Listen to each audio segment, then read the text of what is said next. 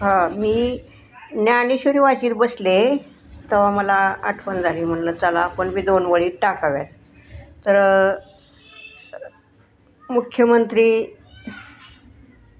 एकनाथ शिंदे, तर त्यांनी ते सांगितलेलं मी बघितलं या मोबाईलवर. लाडकी बहीण, आता लाडका भाऊ सगळ्यांनाच दिलं. तर आता मी लाडकी आई आहे, तर मी आता एकनाथ भाऊ नाही म्हणत, मी एकनाथ म्हणते नुसतं. एकनाथ हा मी लाडकी आई. मी आत्तापर्यंत माझं एवढं वय झालं तर मी अजून कधी कुठल्याच योजनेचा लाभ घेतलेला नाही. कारण काय करायचं म्हटलं कुठं, तर त्याला कागदपत्राची पूर्तता करायला.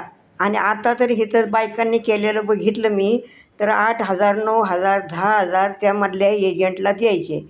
तर त्यामुळं पैसे गोळा करता करताच नाकीनऊ येते. कागदपत्र काय काय द्यायचे, काय काय नाही सगळं हे होतं.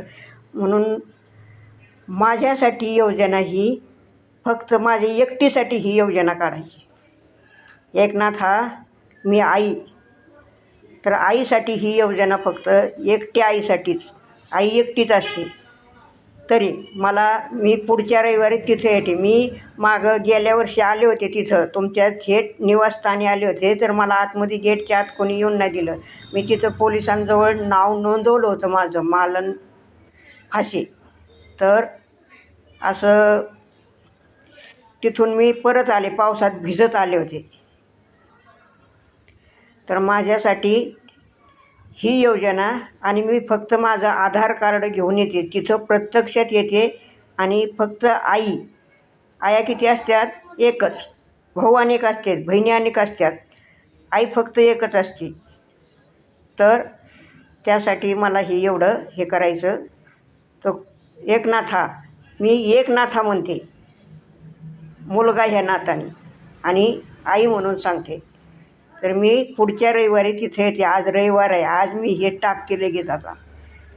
तर मला महिन्याला पैसे द्यावं असं मी म्हणते. लाडकी आई, सगळे लाडके लाडके झाले. आता भाऊ झाला, बहीण झाली, त्यांची कागदपत्राची पूर्तता झाली, सगळं झालं. तर मी फक्त एकटी आई. तर हे माझ्यासाठी एवढं करायचं.